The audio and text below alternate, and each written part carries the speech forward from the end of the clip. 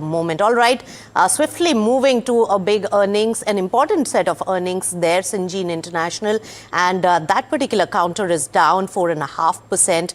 The company has seen a profit dip of almost 37%, and therefore the stock is getting punished in trade today. Peter Bains, the MD and CEO of Syngene International, joins us now.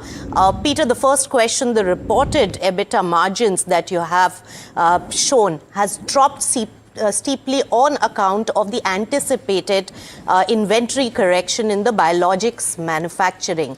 Has the entire correction been taken up and now has it bottomed out? And what is the way forward? Is it going to now improve from here on? So Vasya, you're correct. The EBITDA decline is in part due to that inventory correction, and of course it's also a reflection of our continued investment in operational capabilities, particularly in our people and behind some of the exciting new modalities. With regard to the inventory correction in large molecule manufacturing, we'll have to see how that plays out. This is related to a customer and a product, and we'll have to see how that plays out over time. But the performance in Q2, where we did record growth of 2% on the quarter, 4% sequential and 6% at the half-year mark, reflects, I think, our ability to absorb this inventory correction through the sustained momentum we're seeing in our research services business. That trend, as we look forward, we expect to continue, and Syngene is generally, our second half is stronger than our first half, and on the basis of that, we're maintaining our guidance for the full year. That was precisely my next question, Mr. Bains. Hi, Varsha, this side. So you're still on track when it comes to the given guidance, because will Q3, and on that, will Q3 and Q4 be much improved, because you've guided almost a mid-single digit revenue growth? So for Syngene, our second half is generally stronger than our first half. We look at that trend for this fiscal to continue, and on the basis of the growth that we've seen in the first half, that gives us the confidence to maintain our guidance for the full year at revenue and at the EBITDA and PAT. On that note, Mr. Bains, so the mid-20s EBITDA margin for FY26 still on track?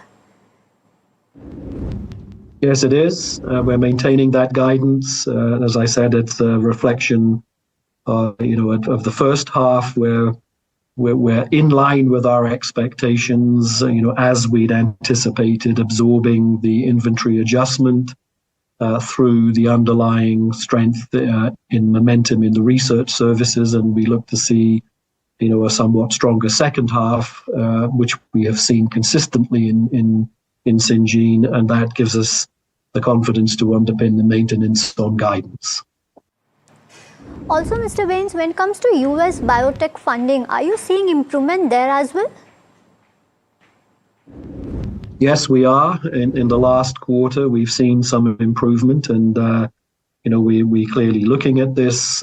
It provides venture capital into biotech companies, and Syngene's Y Discovery Services, serves that early stage biotech sector.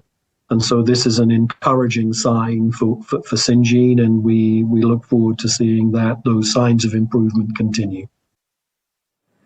On to Mr. Bains, when it comes to US Biosecure Act, which has been revised, just wanted to know your view on the same, and also have you started seeing increased inquiries when it comes to CDMO space?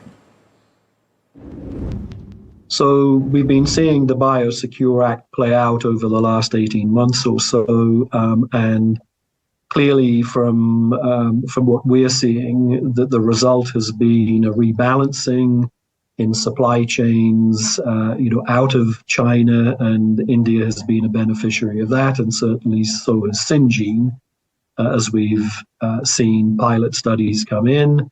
And from those pilot studies, we then look to advance them into programs. That the Biosecure Act Well, the other earnings which is in focus is Sun Pharmaceutical Limited.